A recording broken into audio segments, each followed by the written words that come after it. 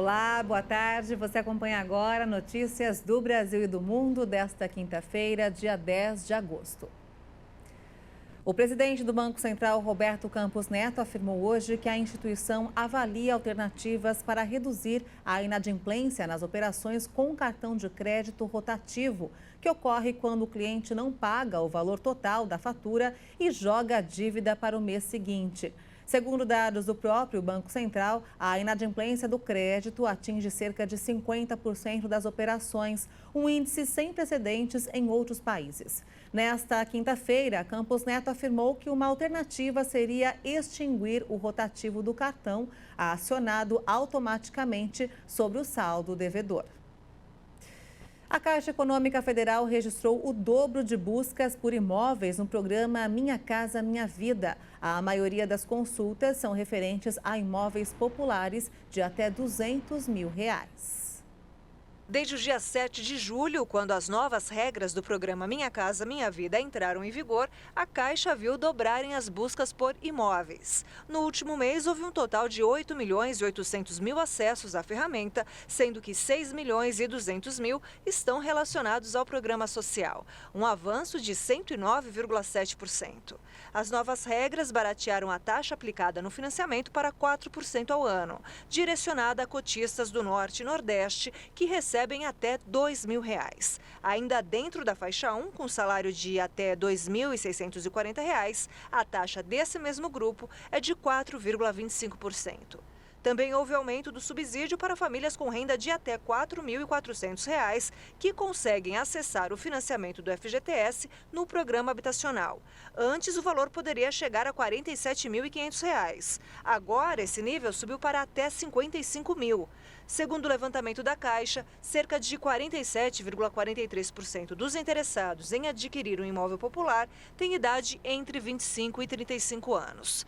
Aproximadamente 40,3% das simulações são referentes a imóveis com valores entre 150 e 200 mil reais. E 16% das simulações são para imóveis entre 100 mil e 150 mil reais.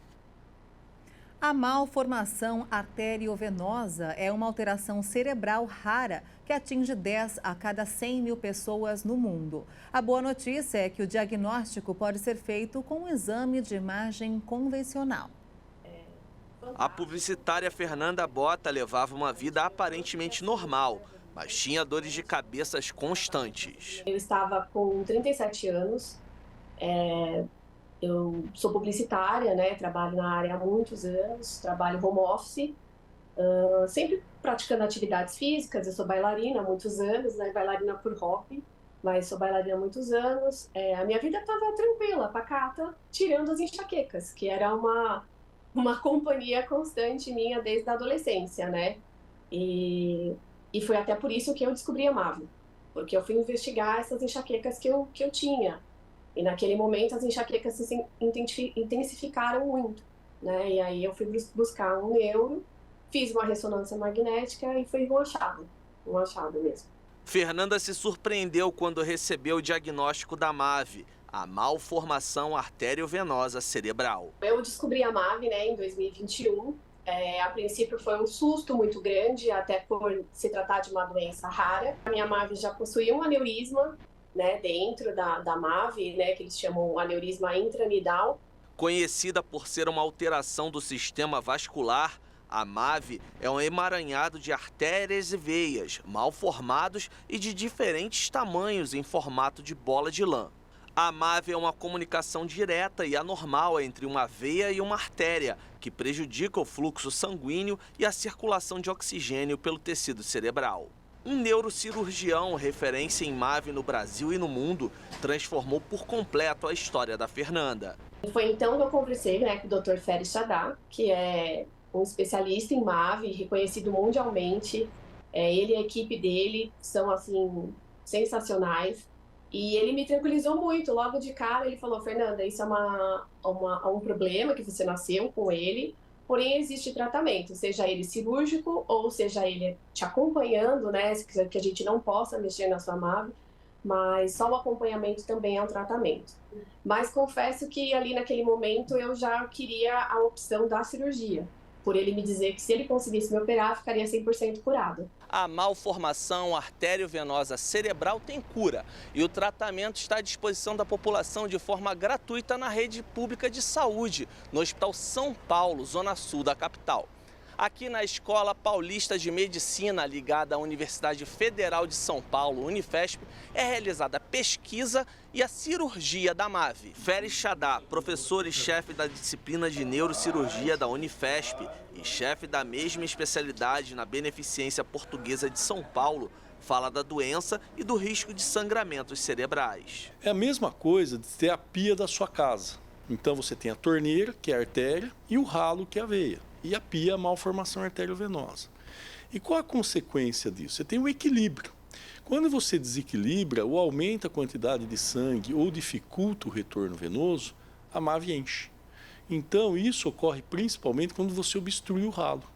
Então, quando você tem algum fator que obstrua o ralo, que aumente a pressão no ralo, você enche a MAVE e ela se manifesta da principal forma, que é o sangramento, que é a ruptura. O indivíduo ele nasce com a malformação arteriovenosa e, como ela é uma patologia dinâmica, uma doença dinâmica, ela vai aumentando com o passar do tempo.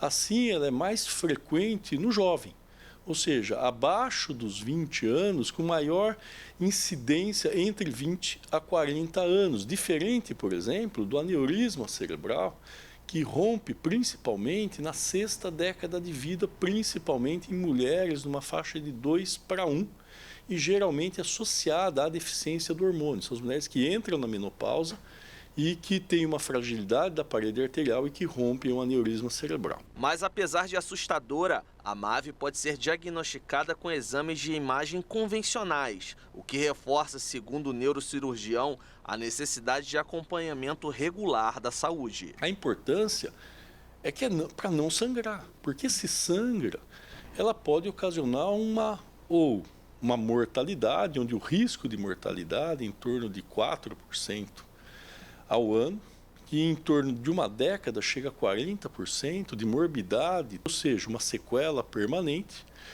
Então, o risco de um ressangramento chega até 50%. Essa iniciativa salvou a vida da Fernanda, que retomou a rotina após a cirurgia e hoje vive normalmente. Voltei para casa, fiquei uns 20 dias assim, em repouso, né? Depois já voltei a trabalhar. Com 30 dias eu já estava dirigindo. Com 60 dias eu já tinha voltado para o meu balé. Então, graças a Deus, eu saí 100% recuperada da sala cirúrgica. E da mesma forma como eu entrei na sala de cirurgia, eu saí do hospital. Nos destaques internacionais, autoridades russas e ucranianas relataram múltiplos bombardeios, deixando vários mortos e feridos nos dois lados do conflito. Moscou foi um dos alvos escolhidos pela capital Kiev, mas o Ministério da Defesa russo informou que derrubou 2 drones que se dirigiam para a capital. Eu estava fazendo comida e por um segundo pensei que poderia ir para outra sala. Tinha acabado de sair para o corredor e a explosão aconteceu. Nesse momento, meu marido e nosso filho estavam do lado de fora. Se eu estivesse na cozinha, acho que teria me machucado. Um homem também morreu em um ataque na região de Nikopol e uma pessoa ficou ferida em Kherson, segundo o governo local. Em Donetsk, cidade do leste ucraniano sob controle russo, autoridades designadas por Moscou informaram que um bombardeio da Ucrânia matou 3 pessoas e deixou 11 feridos. O Ministério da Defesa russo ainda afirmou ter derrubado 2 drones ucranianos que se dirigiam a Moscou, um tipo de incursão que se multiplicou nas últimas semanas. O governador da região de Belgorod relatou outro ataque ucraniano com mísseis contra a cidade de Gorkovsk, perto da fronteira, que deixou 1 civil morto e 4 feridos. E de volta ao Brasil, olha só, o Dia dos Pais deve ficar mais especial neste ano também para o comércio. Um levantamento apontou que mais de 30% dos filhos pretendem gastar mais com presentes este ano. Uma pesquisa da Confederação Nacional de Dirigentes Lojistas e do Serviço de Proteção ao Crédito indicou que 110 milhões de brasileiros devem ir às compras para o Dia dos Pais neste ano. O número representa um aumento de quase 9 milhões de filhos em relação a 2022. Em números percentuais, o aumento foi de 8,5% contra os 101 milhões de consumidores do ano passado. O aumento das compras é resultado do cenário mais positivo da economia do Brasil, com a queda na taxa de desemprego e a diminuição dos juros e da inflação. A estimativa é de que o valor médio a ser gasto seja de R$ 244, alta de R$ 7 em relação ao ano passado. Entre os consumidores, cerca de 44% pretendiam antecipar a compra dos presentes na primeira semana de agosto. Outros 14% dos consumidores pretendem comprar às vésperas da data. São mais de 15 milhões e 300 mil pessoas que devem ir às lojas nesses últimos dias. 36% dos consumidores afirmaram que pretendem gastar mais nas compras deste ano. 35% querem desembolsar o mesmo valor do ano passado. Em relação ao tipo de presente, 52% pretendem comprar roupas, 34% calçados, perfumes e acessórios. E a maioria dos filhos, desta vez, pretende fazer o pagamento à vista. E essa edição fica por aqui. Você acompanha outras informações logo mais às 5 da tarde com Beatriz do Vale. E eu volto no Jornal das 18h30 ao lado de Juliana Dariva. Até lá!